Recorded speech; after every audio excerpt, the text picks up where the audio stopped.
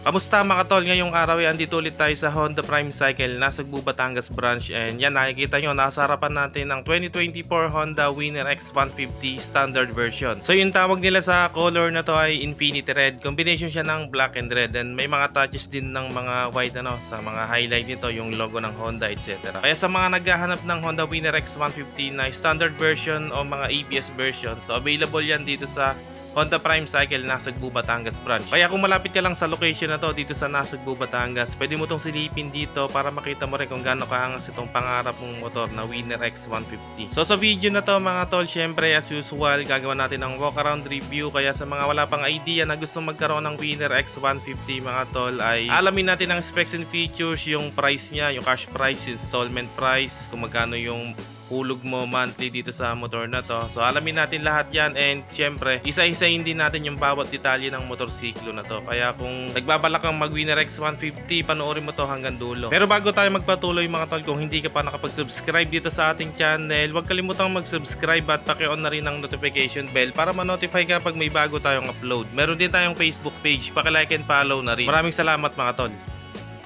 Sa makina nito ay ginagamitan nito ng 149cc engine displacement, 4-stroke, 4-valve, double overhead cam, liquid cooled, fuel injected engine na kaya mag-produce ng 11.5 kW at 9,000 RPM at max torque na 13.5 Nm at 7,000 RPM. At meron itong 6-speed manual transmission, and pagdating naman sa fuel consumption nito, kaya nitong umabot hanggang 52.3 km per liter. Kaya siguradong maganda rin itong pang daily driven o pang daily use. At meron nga pala itong features na bank angle sensor na kapag nag-exceed sa 70 degrees, kusang mamamatay yung makina niya. So mag-activate lang naman tong features na to kapag halimbawa sumemp lang yung rider. So yun nga, mamamatay yung makina niya.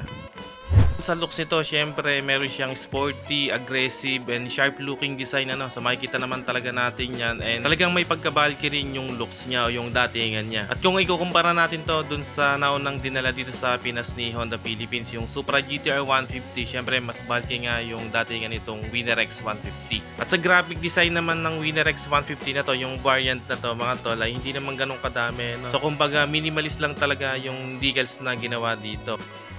So mula dito sa pinaka-cover ng handlebar natin dito sa front cowling niya, so meron siyang parang mini visor dito So yung finish niya is smoke. So transparent pa rin siya pero hindi siya ganun ka-clear. And meron siyang mga edges dito Then dito nakapwesto yung pinaka-busina niya. Yan makikita natin sa loob. And yung design niya para siyang honeycomb talagang napaka-stylish. And yun nga, makikita rin talaga natin dito na talagang napaka-edgy niya Meron din siyang mga sharp design dito. Dito naman sa part na to, meron tayo ditong decals o yung pinaka-brand niya na Honda So maliit lang siya. Then yung texture ng dito, magaspang yung fairings niya dito. Yan, pa V-shape yung design niya dito, and talagang napaka-sharp din ang design dito. May mga patulis pa siya sa part na to Pagdating naman sa part na to, dito sa mismong daytime running lights niya, talagang ito yung lalong nagpaangas dito Yung parang meron siyang sungay dito. Talagang napakabagsik ng itsura niya. At yung lalong nagpaangas dito mga tol, ito tumuloy siya dito sa pinaka headlamp niya, yung daytime running lights kaya talagang nagmukha tong nanlilisik na mata, lalo na sa gabi makikita natin yan, nakailaw. And dito sa part na to, kahit hindi na tayo maglagay na accessories dito talagang napakaangas na ng design niya. Meron pa siyang parang winglet. At nagustuhan ko rin naman yung design ng signal light niya So dito siya nakapwesto.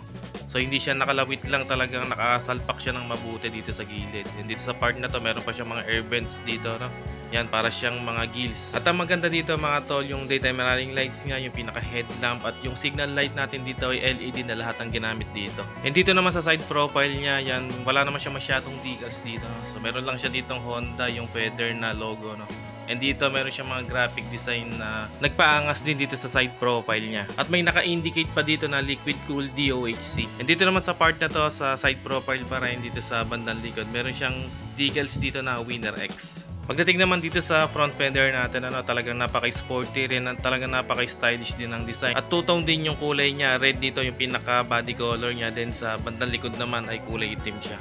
At nagustuhan ko rin yung front suspension natin dito na naka-telescopic fork, at malaki siya compare natin sa ibang underbone. At syempre naka-disc brake tayo dito sa front brake with single piston caliper, at sa gulong naman may sukat naman itong 90/80 rim 17 and tubeless na mga tol yung ginamit na gulong dito.